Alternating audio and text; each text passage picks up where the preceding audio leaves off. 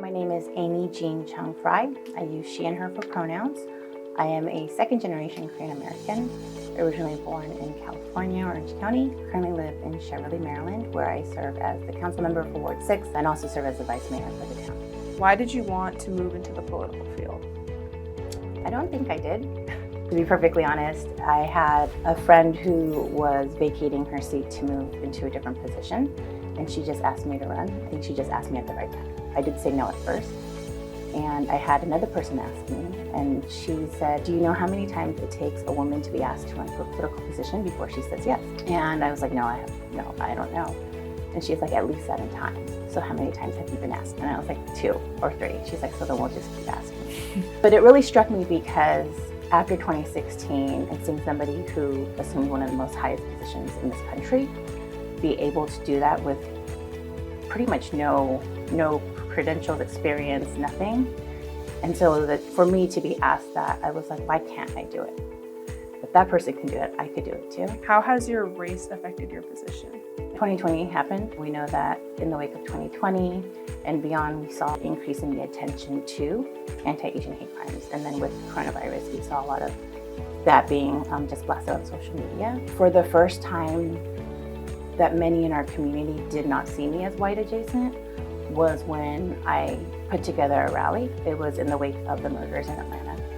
And we had a vigil and a rally here in town. It was the only one that was held in the county, and that was why I did it, because nobody else was doing it. Prince George's County is predominantly global majority, but it is not predominantly Asian. You don't have a big Asian American community that lives here. And so I think that was kind of the first time people sat up and noticed and really thought about how the Asian American diaspora fit into the conversation of race. Oftentimes when we have difficult decisions being made here in town, I've heard the murmuring of, oh, she's just following along, as if I'm being the submissive person following somebody else's lead. Mm-hmm. So I think that does play into some people's biases, and they don't always think that I'm doing my own things because I want to. Politics is policy making, and policies are what control the way someone can thrive in life and the way that someone might not be able to, right?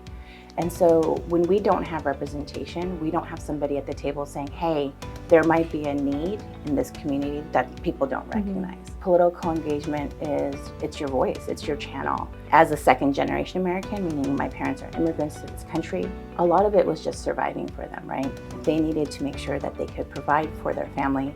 There was no time to be too actively engaged. When we have people at the table, then when they are coming up with grants or coming up with funding for particular resources that are needed, those needs are brought to the table. I need to create the world that I want my children to live in, and not just my children, right? I want to create the world that my children and their friends can thrive in.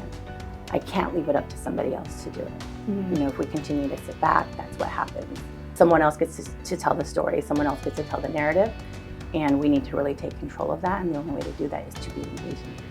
What is your best advice in uplifting AAPI voices in government? One thing, and I don't think is just with Asian American representation, but one thing that we've done here in our town, and it's something very particular to Maryland itself, so it's not something everybody can do, is we pass non-citizen voting, meaning any person who's lived in our town for 30 days above the age of 18 can vote in local elections, right? It doesn't matter your documentation status, it doesn't matter if you're a green card holder, so that gives every resident that voice to be involved. So that's one way to just get people more involved. In the wake of the Atlanta murders, we created an AAPI group so that we could get together and we can help support one another within the things we're doing, but also to help kind of mobilize and spread the word outside of the county. State Delegate Chris Valderrama, who is Asian American, she is Filipino American, and her father is actually the first AAPI in the state to have held a seat.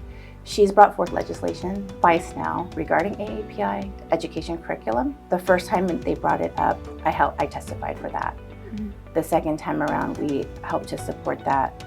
I think the third time around, the conversation may be more around expansive history curriculum and focusing on how to build it across the board so that it's including all of our histories and making sure that we get that into legislation. So it's also on the education front, right? So you're doing it multiple ways.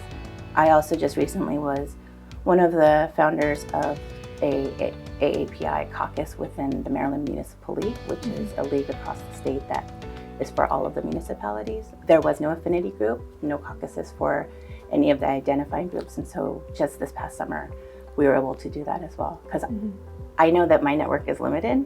So if I can have people know that this is here as a resource, then they can come find us as well. Yeah. So that's kind of the idea. If you could give your younger self one piece of advice, what would it be? Be loud. Be loud and be confident. But still things that I struggle with today.